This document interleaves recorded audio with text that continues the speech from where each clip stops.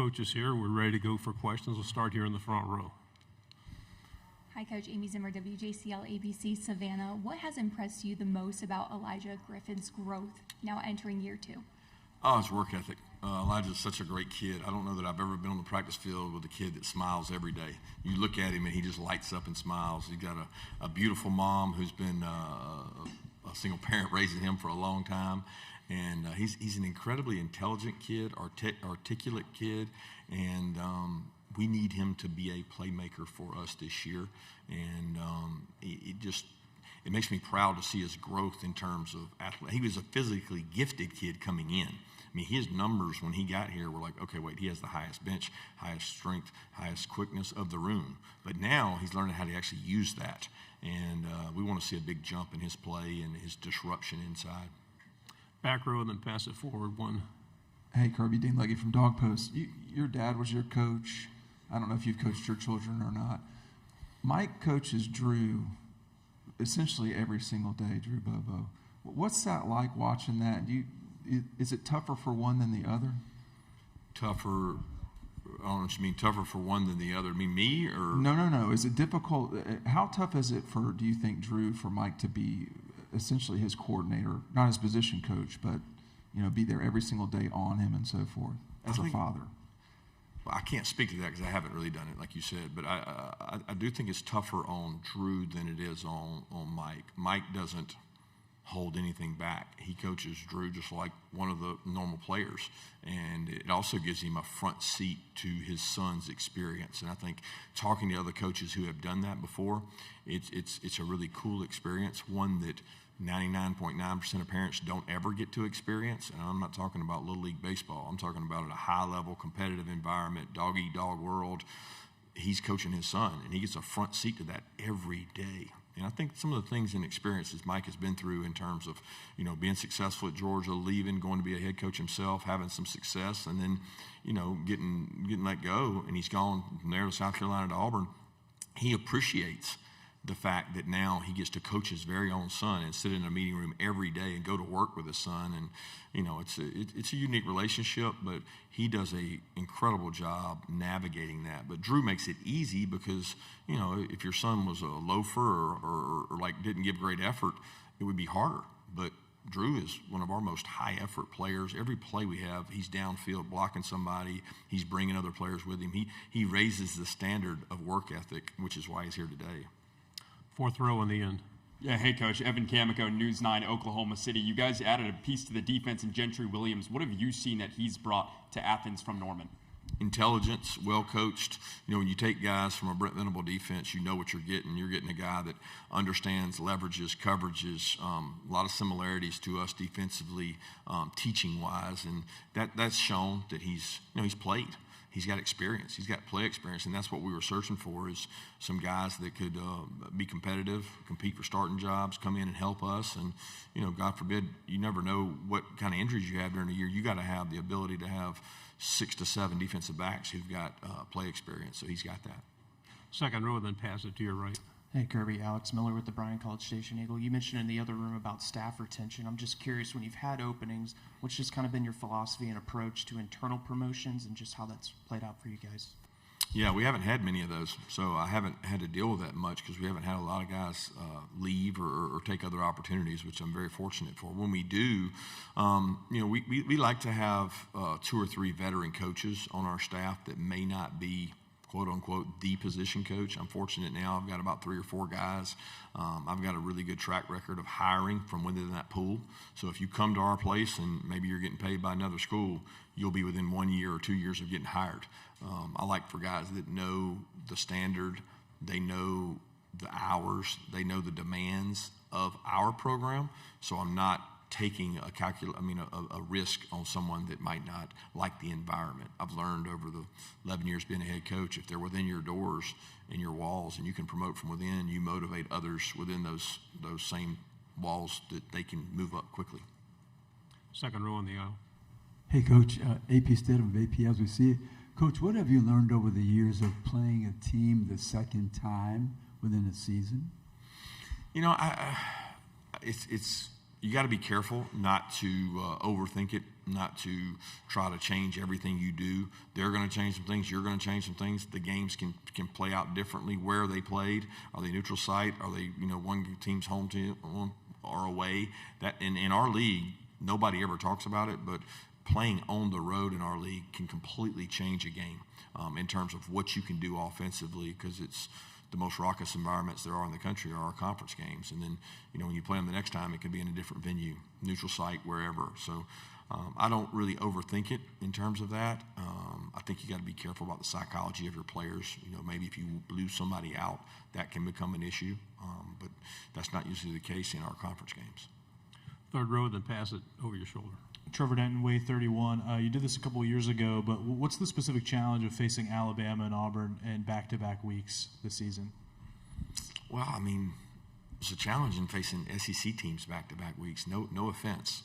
Auburn and Alabama are great programs, and I have a lot of respect and have been involved in those games a ton.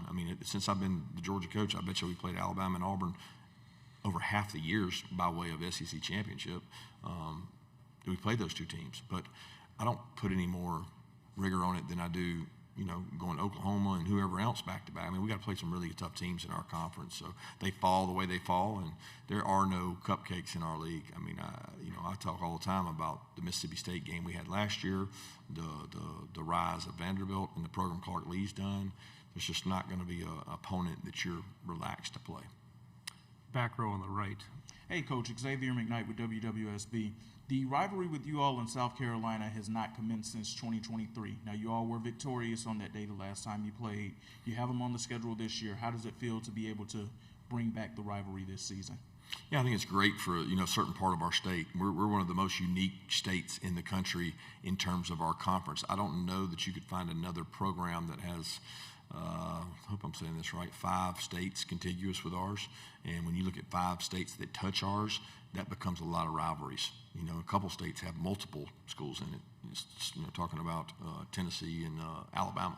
So when you touch 5 states, the rivalry, like your parts of your state, respect the right. The people in South Georgia talk about Florida or Auburn. People in North Georgia talk about Tennessee. The west part of the state's Alabama and Auburn. You've got the east part of the state, South Carolina. So that rivalry is very pivotal and meaningful to a lot of our fan base, especially on that side of the state. So Shane's done an incredible job there. It's always an incredible environment, and they've got an incredible team coming back. Fourth row on the aisle. Hey, Coach, Lindsey Bonner, WAKA, out of Montgomery, Alabama. We all know about the cocktail party, Deep South's oldest rivalry, but how has the rivalry with Alabama kind of developed over these past years? I think it started with me coaching there, coming to Georgia, and then we ended up playing them for a national championship in the second year. Happened really fast. Obviously, Coach Saban being there and the job he's done, the history I had there, and a lot of our staff members. And then, when you have 2 good programs that, end up meeting up a lot of times in meaningful games, it creates a rivalry. And then we've had the actual regular season games that's added to that rivalry. So it's just a respect between 2 programs that have been, 2 of the better programs in the SEC. Fourth row, then pass it forward. Hey, Coach, Jordan Kay from the state newspaper. Why was Khalil Barnes a good fit for your program at the transfer portal? And do you sense, how eager he is to get a fresh start after 3 years at Clemson? Yeah, when we went in, we had to find a starter. We had to find someone that could play multiple positions and start in our secondary. We were losing a lot of experience there. We were young there. We had some good young players up and coming, but we needed a veteran. He's a kid that grew up, in the shadows of our stadium. I've known his dad for a long time when I was a player, and we probably messed it up when he was coming out and didn't do a good job. And he grew up, played well for Clemson. They've said nothing but great things about him, and we're excited for the opportunity to take a kid on that played in a very good defensive system that we're excited to watch play for us. Back row. Chessa Boucher with NBC 33 in Baton Rouge. You and Lane Kiffin seem to have a special friendship. He takes over there at LSU. Your thoughts on him being the head coach there, and also what is the group chat like with all the coaches, and especially with Lane being the troll that he is? Troll. I don't even know what troll means. People say that all the time. Can you define what a troll is for me, please? I don't really know. I need to understand that better. A troll just means kind of poking fun. He likes to stir the pot.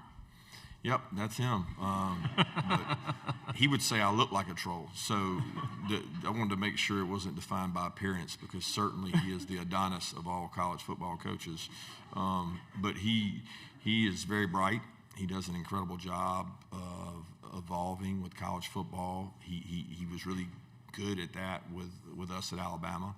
You know, he made Coach Saban uncomfortable. Let's just say what it is, and he helped evolutionize that offense and bring it along and did some really good things in a day and age when people weren't doing them. But he does a great job. He's hard to play. I don't like having to play his teams because I know what he knows, and I know how he thinks about defenses, and he knows what he's doing. But he's also passionate about his family and so proud of his dad, and he probably tweets and talks more about that on our thread of like memories or players, Derek Brooks sending him a text about his dad, and just, you know, when you don't have a dad to share that with, because I've gone through that, you got to have a group to share that with to get your like self-worth and your motivation. And I think him sharing those things reminds me a lot of times of my dad. And it's like you want somebody to appreciate what your dad did, and you don't have him to share that with. Final two questions on the aisle, third. Yeah, Michael Cobble, WBRZ TV in Baton Rouge. She kind of took my question, but you specifically talked about preparing for him as a defensive coach going against an offensive coach. What does that entail? Do you feel like it gets a little bit more of your focus in those weeks, and you really try to drill down? Well, I would never say I give more focus to any one system or coach than another, because you can only focus so much, and that's 110% of what we have. I just have so much respect for the teams he builds. I mean, you look at what he did with Jackson Dart. I don't think people give him enough credit for that team and how good that team was. And then, to have a staff, and I don't know who gets the credit, but to put a backup quarterback in a position that may be the best quarterback in all of college football next year, and this guy was not even spoken about it this time last year. Nobody even knew who he was, and he got his opportunity by way of injury. What if he didn't? What would have happened if that didn't happen? And he can make players successful in his system just as easy as the players can make him successful. So he's done a good job of that. Finish with Barry on the third row. Yeah, Barry Trammell, Tulsa World. 2 years in, Kirby, Texas and Oklahoma in the conference.